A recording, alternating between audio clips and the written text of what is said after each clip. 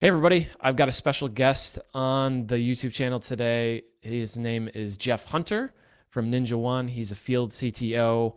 I'll kind of let him do a brief introduction of himself, but we've got some super exciting stuff to talk about and showcase today, all about vulnerability management, which, if you know some of the content that I make, I very much have opinionated thoughts on that. But I'm really excited to talk to Jeff on the YouTube channel today. So, Jeff, welcome. And if you want to give a brief introduction of who you are, what you do, for those who are not familiar, and we'll get into the topic of conversation today. Yeah, thank you, Spencer. It's a pleasure to be here. My name is Jeff Hunter. I'm the field CTO at NinjaOne. That means I host a lot of our webinars. I also record and am the disembodied voice you might hear on a lot of the product demonstration videos. You might see me at trade shows. You might see me doing some speaking sessions out there, interviews like this with Spencer. And NinjaOne is the company that offers all the tools that people in IT need to do their job. It starts with endpoint management, being able to do the basics of patching the device, being able to automate across the device, having real-time access, remote screen share, and then it funnels out from there. You need ticketing to manage all the alerts and everything that comes in. You need to be able to back up those devices. You may have mobile devices that also need to be managed through the MDM platform NinjaOne offers. And you may also need to store all the institutional knowledge tied to these devices in a documentation platform. But we also offer a variety of integrations so that if you already have tools, you can certainly continue to use those alongside Ninja. Yeah, awesome. So we are going to talk about vulnerability management a bit, and kind of what that means and what that looks like and the pain points and a number of different topics. But I do want to say you have a very podcasty kind of like, easy on the ears kind of voice. So you're like a natural for this interview and like talking style thing. Thank you very much. I appreciate that. So vulnerabilities. I wanted to touch on vulnerabilities. This is something that we see all the time at Security 360, where I work. We do pen tests and offensive security engagements and vulnerability management and assessments and things. And we see this all the time. And we see kind of an over reliance on just broad spectrum vulnerability management, meaning you scan everything and then you try to get to zero, right? I think there's a common trap that many folks fall into, in that they scan their systems and they have this sense of fear that unless they patch everything, unless they get everything to zero, that something's going to hurt them. But in reality, there are aspects of vulnerability management that can be automated. There are things that can be prioritized, and there are many things that folks should focus on, that really will help kind of in the long run. So that was kind of my introduction to vulnerability management. I'm sure everybody who's listening is familiar with what vulnerability management is, but maybe Jeff, if you could kind of outline some of the pain points that you see, like what are some of the biggest challenges that you've seen with folks who are trying to do vulnerability management across their organization or at scale across MSPs and stuff like that? What are some of the common pain points or kind of hurdles that folks are faced against? Yeah, and I think the most common hurdle is the remediation step. So the identification step, that's great, that's necessary, you got to have that. But it's actually, all right, what do I do to fix this? I've scanned for vulnerabilities. I now have a very long list of things I need to take care of. Being able to automate that remediation to the extent that you can, considering the nature of, depending on the nature of the vulnerability, you absolutely want to be able to do that. And so part of our initial implementation of vulnerability is to essentially take the missing patches that we detect. Patch management is something that NinjaOne does very well. And based off the missing patches, we also know that means you are going to have vulnerabilities on the system. And so that's just something that's automated. As soon as a device joins NinjaOne, it's going to say, hey, you are missing these patches. And commensurate with that, you are also subject to these vulnerabilities. But that's the single biggest concern that I hear, the single biggest desire that I hear is, how do I automate it? How am I able to take Mm. vulnerabilities that are just going out of control. I mean, year over year, the statistics are crazy in terms of the just pure number of vulnerabilities that need to be accounted for. The last Yep. couple of years have gone, I mean, probably over 100% from what it was a year or two ago. And so, yeah, being able to scale with that, you need to be able to automate. The idea that you're going to be able to do what you mentioned and kind of go down a very long list and be able to keep up with that in any real way is, I think, not something that's going to happen for the vast Yeah. majority of people. So you need to be able to automate the remediation of these detected vulnerabilities. Yeah. And I looked up some stats to kind of like prepare for this video. And in 2024, there were over 40,000 vulnerabilities, right? So 40,000 vulnerabilities just in 2024. And that was according to the statistics that I found. And as we know, some statistics are not always 100% accurate. I think it's a stat 60% of stats are made up. But anyways, from I very read that somewhere. viable sources, right? A significant increase, upwards of 70 to 100% increase, like you mentioned, depending on who you look at and kind of how they measure it in what measuring stick they use. But between 70 to 100% increase in vulnerabilities from the previous year, which is staggering, right? We're looking at, this year being, 50,000 plus vulnerabilities. And as you said, one of the things that I used to do in my sysadmin job was if we do see suspicious activity on the network or on an endpoint or something like that, we'll go and we'll look at the vulnerabilities on that host, right? That specific host. We'll go and look at the missing patches on that host and having a platform where you kind of like, look at everything in kind of that single viewpoint of missing patches, vulnerabilities is really handy to kind of get a sense of what risks might be present on that system and what could potentially be going wrong with that. So you talked about remediation and like kind of automating the remediation. What about is there anything else from a challenge standpoint that you see IT teams facing outside of remediation? Is it kind of like overload with their tools and like having desperate tooling to kind of like focus on these things? That's something that I recognize as a sysadmin in my previous work is you'd go here for one thing, you'd go there for another thing, and sometimes it would be conflicting and you weren't sure. Like your third party patch product would say like, oh, it's not missing a patch. And then you'd go and you look on the system. It's like, no, it's definitely missing a patch. So that is often a frustration as well. I'm sure you have examples like that.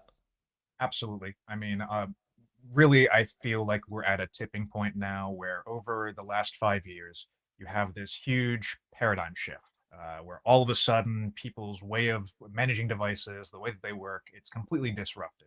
And so you have this very rapid shift and you have a lot of rapid adoption of all these various tool sets. And so now I think everyone's had a little bit of time to breathe and they realize that they have all these different point solutions. Not all of them necessarily talk well to each other. And to go to the earlier point about remediation being the problem, there's not really an easy way to automate the remediation. There's not a good way to have these tools communicate with each other and have a single source of truth that you can go look at and have the confidence that it's telling you something accurate.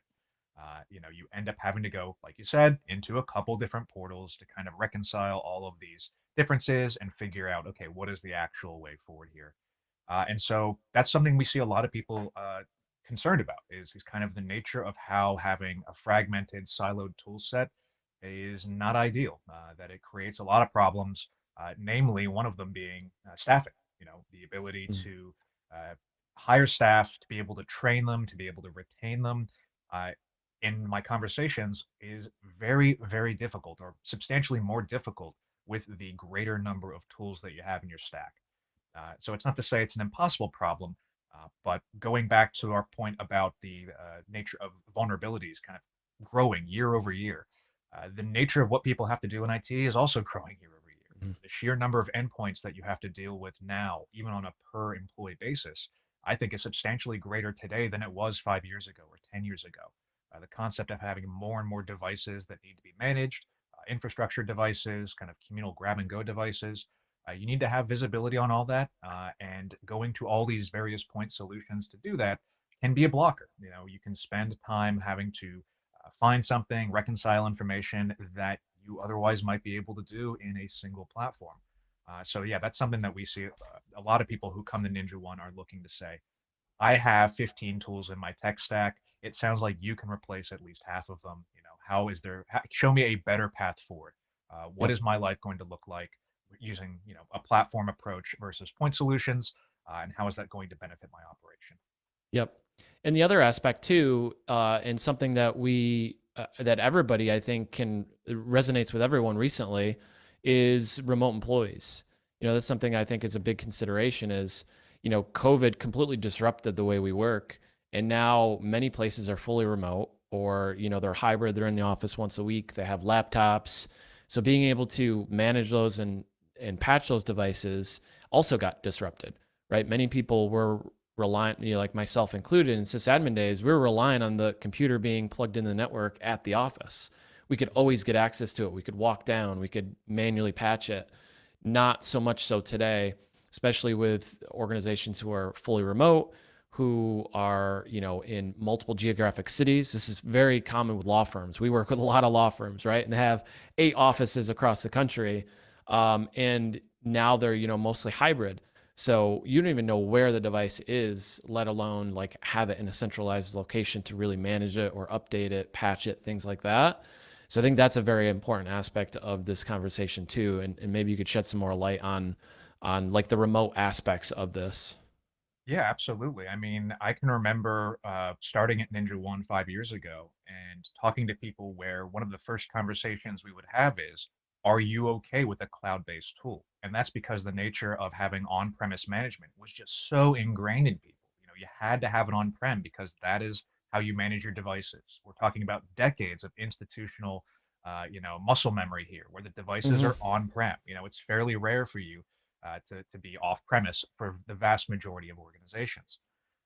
And that's I won't say it's not a uncommon question for people to ask about the nature of where NinjaOne is hosted, but that's a far less of a consideration today than it was 5 years ago, or 10 years ago, or 15 years ago. Everyone has, again, to your point, been forced by COVID and by just the rapid shift in how everybody is working these days. They're forced to adapt. And so, yeah, we see a lot greater acceptance of cloud based tools that, to be quite honest, was not quite there 5 years ago. And everybody has been essentially forced into this situation where there's been this rapid adoption. And so that barrier to entry has gone down significantly in my experience. Uh, and so we see people who are just far more willing to adopt these cloud-based tools because they have to. To your point, everybody is distributed across the world, and the expectation of how someone wants to work, they expect to be able to go into any hotel room, any airport, any coffee shop in the country and be able to work just like they would be if they were in a physical office, like has been kind of the traditional expectation over the years. And IT teams have needed to adopt a tool set that allows them to do that, while at the same time making sure that those devices are still secure, the company data is still secure, and that there isn't the potential for compromise, which is obviously much more difficult when you don't control the actual premise that the device is going to be operating in. They're Yep. going to be, connected to all sorts of different networks. The users, in my experience, maybe don't have the best security hygiene when they're off premise as they are when there's in the office. When Hmm. it comes to things like locking devices and things of that nature, where there's a little bit of peer pressure. So yeah, I absolutely think that we see a much greater adoption of these cloud-based tools just out of necessity, Yep. because it's the Superman problem. Hmm. Superman's got to be right every single time. The malicious attacker, the ransomware person, they only got to be right once, right? Like they only have to succeed one time. And Yep. so the nature of making sure we track all of these vulnerabilities and have these devices under management is just that much more important. Yep. And I understand you want to show some stuff and some demos and stuff like that. I have one more question to kind of like follow up on that, and that's the speed of patching. And one thing that we recognize, myself working in offensive security and being a former sysadmin, the speed at which these vulnerabilities are being exploited has exponentially increased. Right? There was a something I posted on X or Twitter the other day. It's like there was proof of concept code in like 30 hours on GitHub for this vulnerability, right? And we're seeing now in 24, 48, 72 hours, we're seeing mass exploitation of these critical vulnerabilities. And you can point to any number of examples in recent years to show that the time from when the vulnerability was announced or released or kind of published to the time that there was in the wild exploitation is increasing, at quite an alarming rate. Like the speed of adoption or the speed of progress of that exploitation is increasing quite a bit. Question for you is like how do organizations combat that, and how are we kind of like designing these systems and building these platforms to kind of help speed along the prioritization and the remediation and kind of get those things patched, identify what needs to be patched to begin with, and kind of speed that along so we can kind of, compete or more or less, make sure we're protected as quickly as we can. Yeah, no, that's a great question. And I think it circles back to something we talked about earlier, which is the remediation. Identification of these vulnerabilities, knowing they exist, great. How do I fix it? How do I ensure that I have as many layers of protection and security in place, beyond my EDR tool, also having these Mm. vulnerabilities patched and addressed. And so for us, the solution is automation. So much of what we see in the IT industry, it's being able to automate low-level actions. And so within NinjaOne, we have the ability to go and identify the vulnerabilities that are present based off of the missing patches. We're able to then detect if there isn't a patch available that is particularly important. Maybe it has a certain CVSS score above a certain threshold. And then assuming that's been available for a certain amount of time, we can then go and automate the execution of patching. So patching can happen on an automated basis, on an interval as frequently as an hour if you want to, but Mhm. really it's being based off of triggering the patch scan when the vulnerabilities have been detected. When the high CVSS score patch has been detected, we know something's available. We could automate patching when a device has gone maybe 7 days or 15 days without being patched. We want to go ahead and ensure that they have that consistent flow so that everything is being automated, and you don't end up in this situation where you have a lot of manual repetitive work. That right there, in my opinion, is a recipe for things to get missed. That is how Mhm. you end up with potential compromises because somebody did something that they shouldn't have done, just based off of human nature and the fact that people make mistakes and accidents happen. So being able to automate that as much as possible, to me, that's absolutely critical. Um, it goes back to the broader point of how do you scale in IT? Businesses grow. It's what they are designed to do. And Mhm. IT teams need to be able to scale with that business growth. The idea that you're able to hire your way out of that problem, I think, is kind of a pipe dream. It's just not something that's feasible. Being able to automate your way out of the problem with the right tool set, I think, is a far more, realistic approach and something that's going to give much greater return on investment over the years versus trying to hire Yep. your way out of it, or again buying multiple point solutions that allow you to do the job but don't necessarily accelerate any of your workflows or processes. Yep, definitely.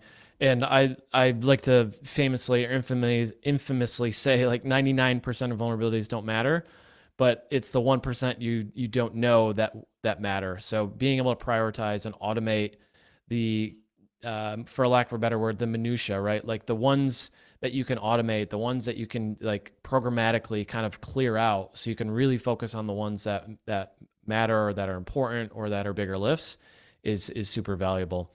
So you've got some cool stuff to show, and I'm gonna bring over your screen here.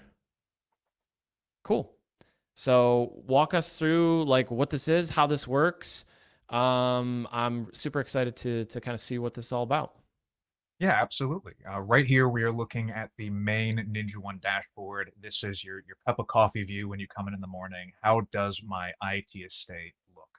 What do I need to pay attention to? And here you can see we've got a couple problems. So we can see that we've got a couple servers down, definitely something we want to look into. We can see down here that we have some pending operating system patches. We've got some alerts that have triggered. Some of these devices need to reboot. We're talking about vulnerabilities, so you can see here that we do have critical vulnerabilities, high vulnerabilities, medium vulnerabilities. We've got the low ones down here if there were any that were detected. Now, this right here, this particular environment, this is displaying the vulnerabilities strictly based off of the patches that are missing on devices.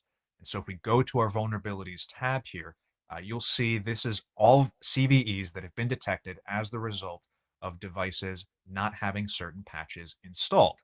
And then over on the right-hand side, we can actually see the KB or KBs that are going to help remediate these vulnerabilities. And so right here, we can certainly see that we've got some whole bunch of vulnerabilities, some extending back to 2023, some of them a lot more recent. We've got several different severities. And we can actually click on the CVEs here if we wanted to read up on, hey, what is exactly is the nature of this? How important is this? So here we can see the base score, 9.8. Okay, this is pretty critical, something we need to take a look at here. We can see that this particular patch here is available. It's in a pending state. And then down here, we can actually see the devices in question that are going to be impacted by this particular CVE. And the nice thing is we can actually come in here and say, hey, here's the pending patch. Let's go ahead and approve it. And so when we come in here, we see the patch in question.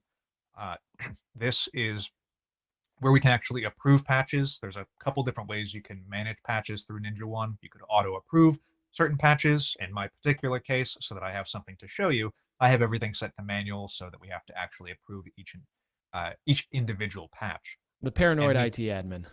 yes, always. It'll be in my bones until the day I die.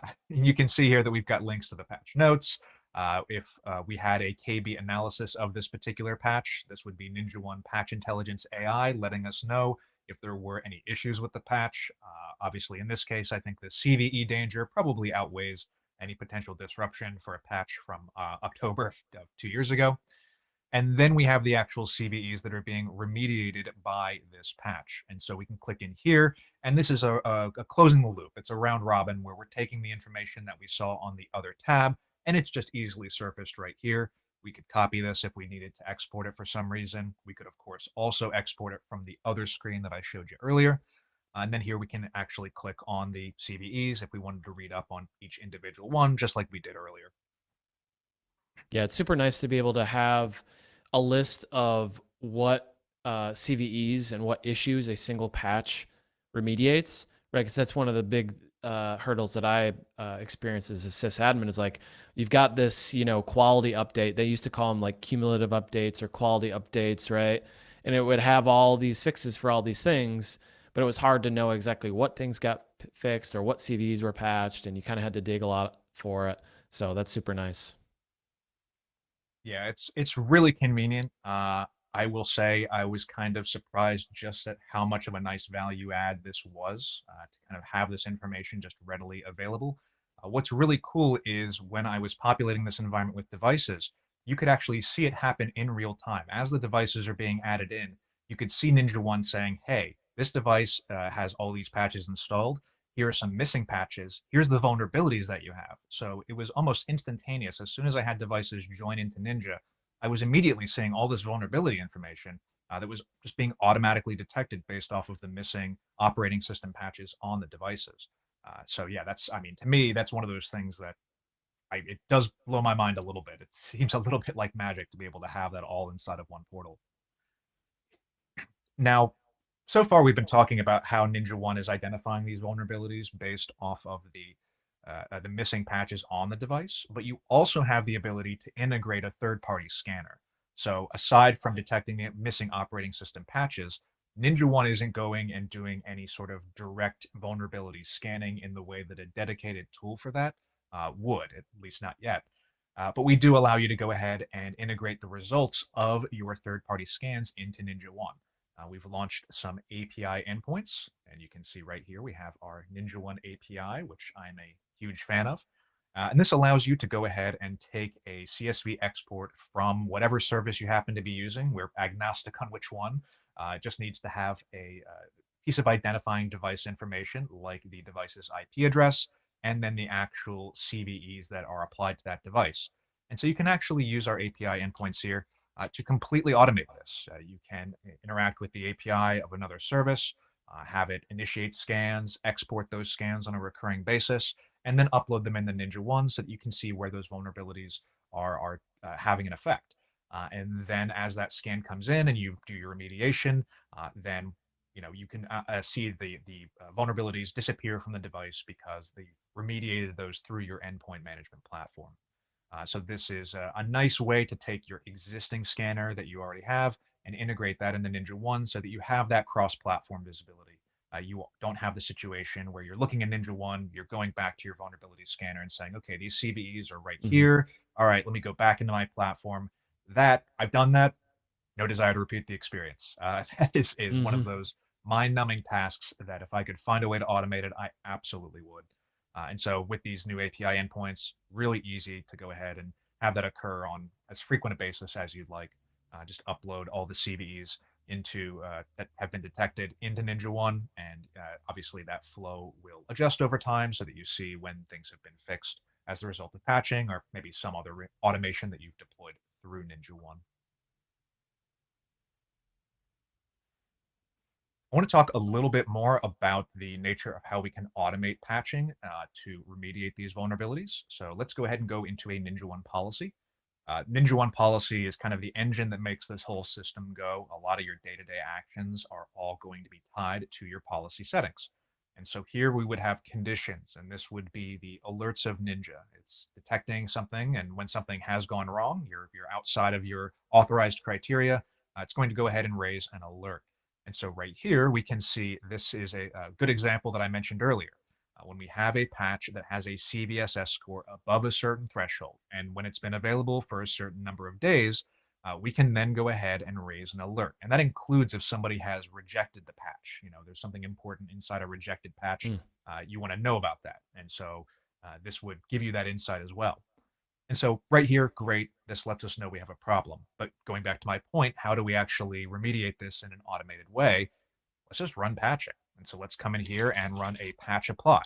And so right here, because we're in a Windows policy, we have access to the operating system patch apply and the software patch apply, but you would see the exact same options for Linux and Mac OS endpoints as well. But in this case, let's just do an operating system patch apply. And so whenever we have this patch that's been detected, it has a high CVSS score of whatever threshold that you determine. You can then go ahead and create that alert. But what you care about more is the fact that you're automating the actual execution of patching on the device. And this is something that you can really apply in a couple other ways as well. For example, if a device hasn't had an operating system patch or a software patch installed in a certain number of days, let's go ahead and automate patching. Let's run that patch scan so that we know that we're up to date, or run the patch apply to install any patches that are available. And so that's a tremendously useful way to make sure that you don't have devices that lag behind, that aren't getting Mm. patched, which is only going to increase the number of CVEs that you see on the device. It's only going to make them more vulnerable. So this is a great way to Yeah. automate that. Yeah, and it's great to have, it's one thing to have the information, but if you have the information, you can't do anything about it, what's the point, right? So having these policies and these automations where you can, do things based on certain criteria is super, super handy in a lot of those cases. So really, really neat to see kind of like a policy engine behind all this that can kind of work when you're sleeping kind of thing. Exactly. And we can see here that the actual patching settings are controlled right here. And so right now the schedule is set to none. It's only running whenever it's manually executed. But you could run that every day. You could run it every week. You could run it every month. You could do something in relation to, let's say, the second patch Tuesday, or say the second Tuesday of the month, which would traditionally be Patch Tuesday. Maybe we want to go ahead and do a 5-day deferment where we're not going to actually run the scan schedule until 5 days after Patch Tuesday in case there are any problems that we hear about.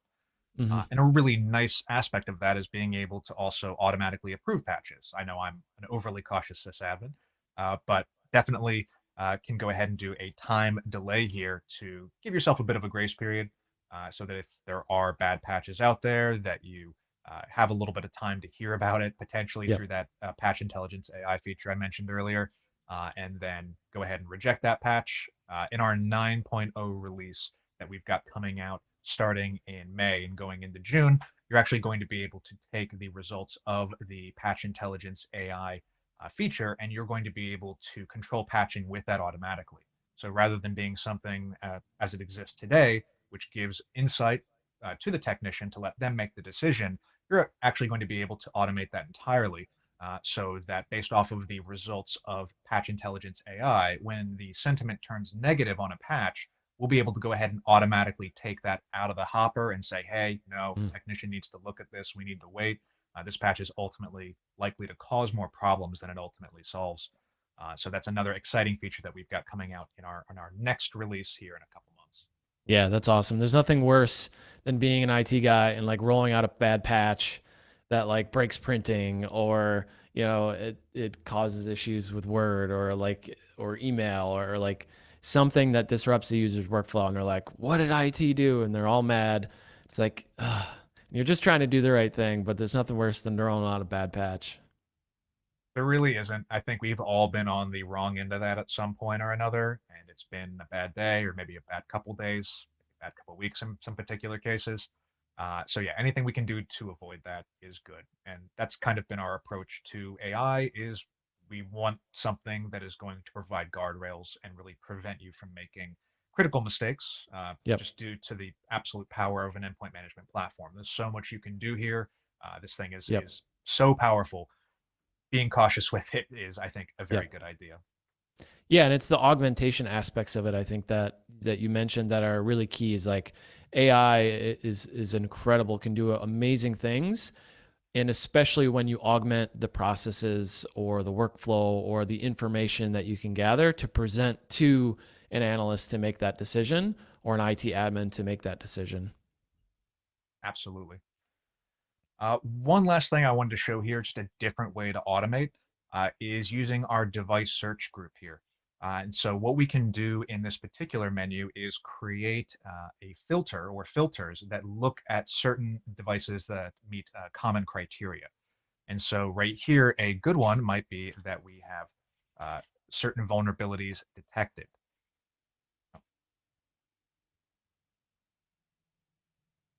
There we go. So down here, we can say, hey, if there's a certain severity here, maybe a high or a critical vulnerability has been detected, we can see these 4 devices have that. We actually have the option here to go ahead and create a group that saves these filters. And this group is dynamic. So it's always going to show you devices that, in this case, have high or critical vulnerabilities. So let's go and say, have high or critical vulns. There we go. And so I can go ahead and save that. And so this is great to load up and look at. But again, going back to my earlier point, how do you actually take action on this? And so what's really nice about the device search groups is that you can apply automations to run across the devices in those groups. So essentially, anything you want to automate, you can take all of the vast array of filters that we have here at the device search menu, and Hmm. you are able to create a dynamic group that looks at devices that meet whatever the criteria are, and you can then go ahead and run an automation across them. And so in our particular case here, we've got devices that have vulnerabilities detected. Let's go ahead and run patching. And so we can go and create a task here. We can go ahead and say this is our vulnerability task. We can add in that automation that we saw earlier to perform patching. And so right here, we'll say this is an OS patch apply right there. But you'll also see that we have the other operating systems inside there. So we have Mac right there, and then we also have Linux. And so if we wanted to, we could actually run this cross-platform across all of our devices. It just cares that there's a vulnerability detected. It doesn't necessarily care about the operating system.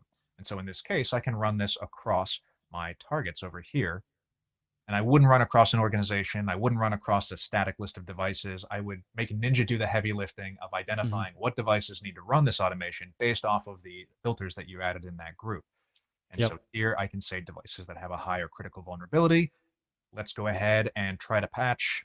Maybe I do this every hour. Maybe I do this every 2 hours, entirely up to whatever your cadence is. But this is a great way to automate a lot of things, including running patching as the result of devices having detected vulnerabilities. Yeah, and what's nice is, there might be VIPs, or there might be users in your environment that are a little bit more sensitive to patching, right? Maybe they can't have as much downtime or disruption in the environment. You can create based on this, like you create based on the filters, groups or tiers of patch deployment, which is something that is really common, right? You want to deploy to like a small subset of machines first, deploy all those patches, make sure nothing breaks, deploy them, and then stagger it out wider and wider and wider. So this with the filters looks like it makes it really nice to be able to just pick the systems that you want in like your ring zero to be able to like the guinea pig test machines, and if they break, it's okay, and then slowly deploy it out, more organization wide. Absolutely. You can see that we can take combinations of these filters. So, for example, maybe only devices that have a certain tag that's been assigned. And so maybe if I've assigned somebody the executive tag, all right, they're going to be a part of this particular group Mm. that's going to patch. You could also take in other factors into account. So these are devices that have higher critical vulnerabilities. Maybe I want to find out when there also hasn't been a patch scan in a certain number of days. So vulnerabilities tied with the fact that you have devices that have gone, let's say, 30 days without a patch scan, that could also represent issues there. And again, another great way to go ahead and automate the execution of patching based off of a device not having a scan in X number of days. So really, really handy to be able to use this device group to create just an incredible amount of automations. We're obviously focused on vulnerabilities and patching here today, but really anything you want to automate, you can do using these groups here. One of my favorites is custom fields, which are exactly what they sound like. They are data fields that you can fill with your own data, whether that's manually, whether you're automatically populating it from the results of a script, whether you're using the API to populate it.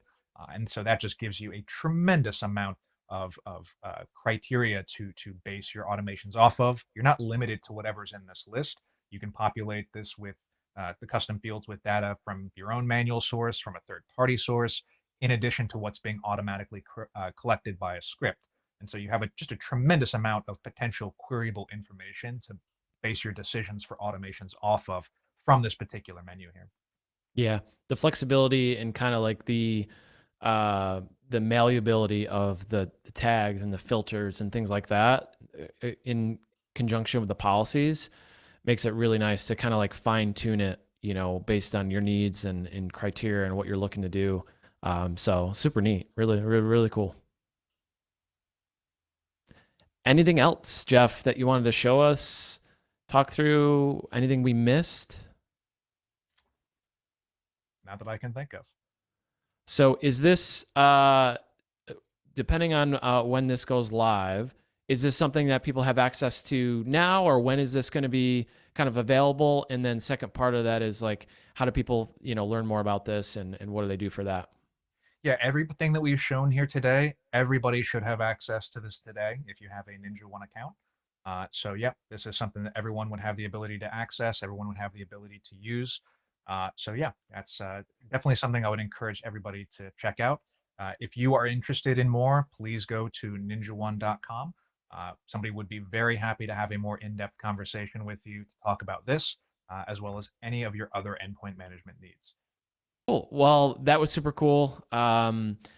This is the second time I've seen the NinjaOne platform, and I'm just really impressed by the policies and the filters and stuff like that. It's something that I thought, I was thinking through this.